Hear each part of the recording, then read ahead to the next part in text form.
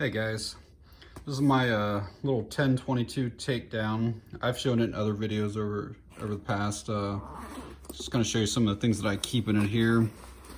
Usually a couple extra BX25s, some mini mags. Sometimes if I go to the range, I will take the little SR22, take that with it there too, and it's kind of designed to hold all this stuff in through here. Purpose of today's video, though, if you read the description, was a scope for the 1022 takedown.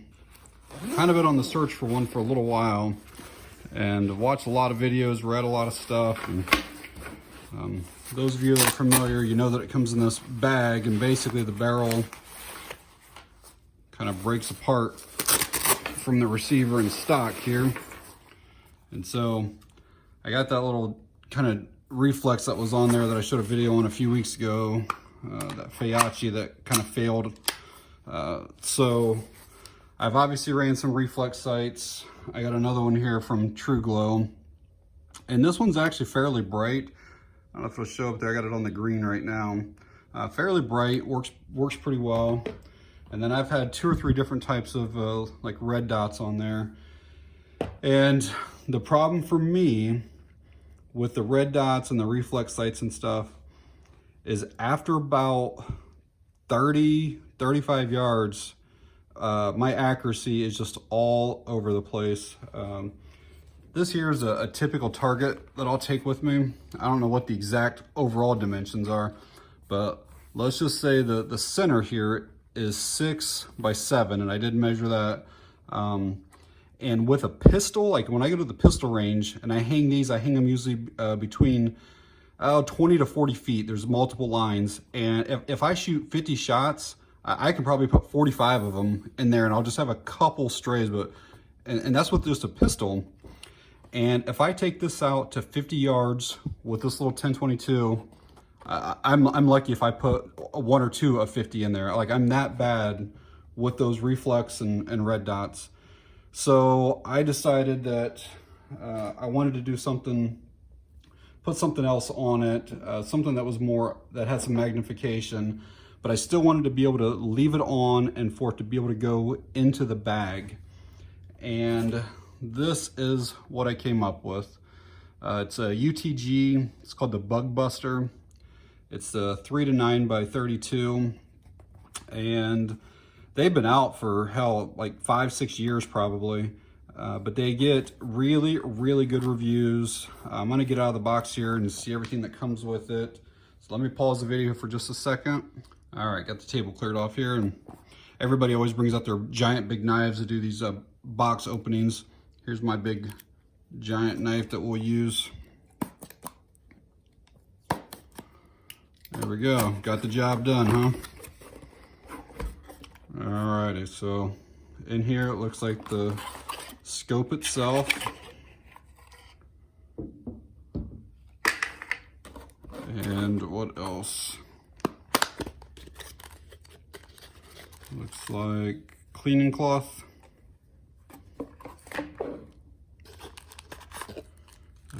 Maybe a sunshade.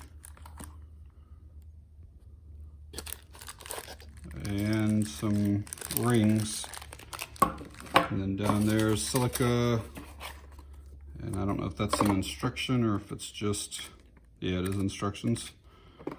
All right, that's what you get with it. Didn't see it down inside the sunshade. There were 2 batteries and a couple Allen wrenches, and then some type of set screw. I'll have to figure out what that's for, but that stuff was included down inside that sunshade. All right, so first tip on installation. This is the little rail mount that comes with your Ruger 1022s, and it will not work for this UTG BugBuster. I knew that going in, so I've already ordered a different one. The Ruger one only has a couple of designated spots there that you can put your scope rings. And you can see that there's basically almost no space for any adjustments here. And I'll try to show this best I can here. But so this is the way this has to go on the rifle. Like this is toward the rear, toward the butt of the gun.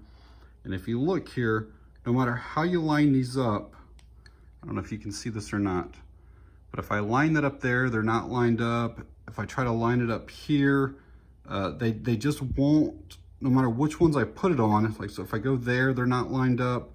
It just doesn't match up with any of them.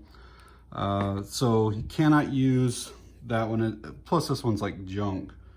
I like Ruger a lot, but that is a junk plate. So the one that I bought was also a UTG.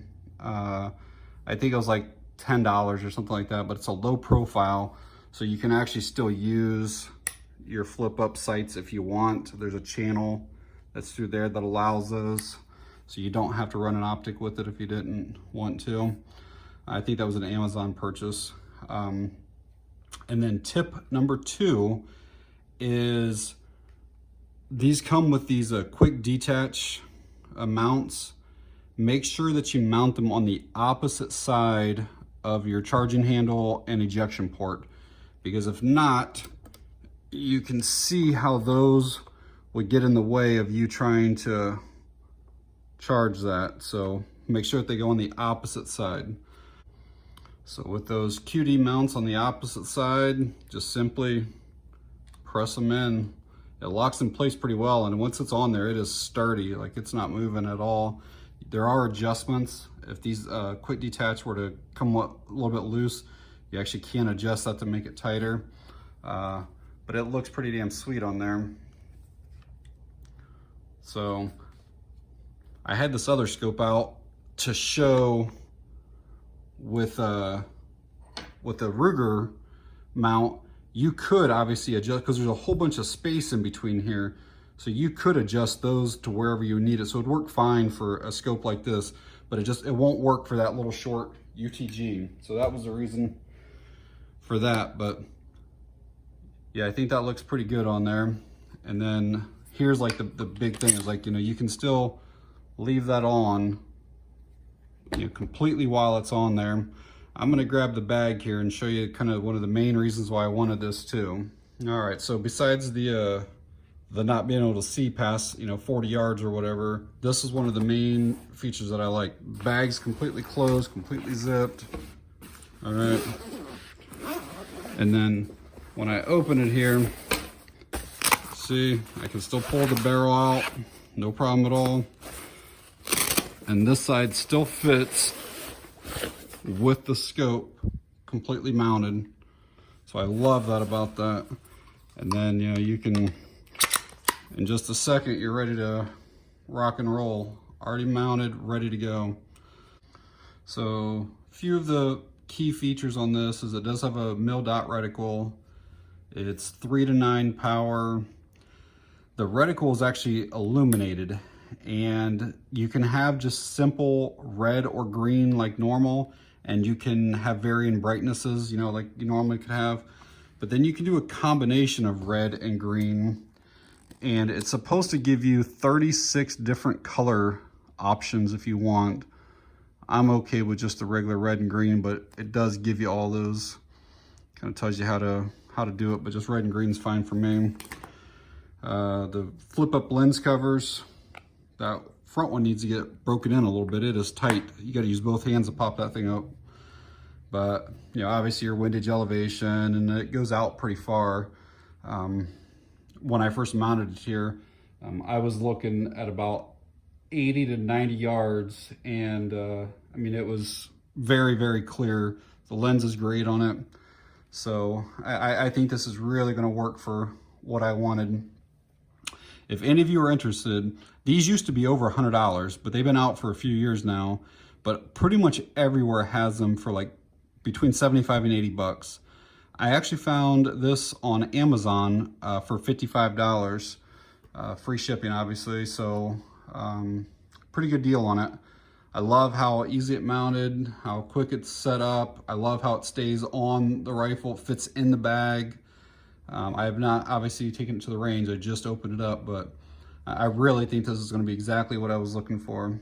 So I'll leave a link to the Amazon store that I got it from in case y'all want to save some money and get one from there. So, all right, guys, thanks for watching. I appreciate it.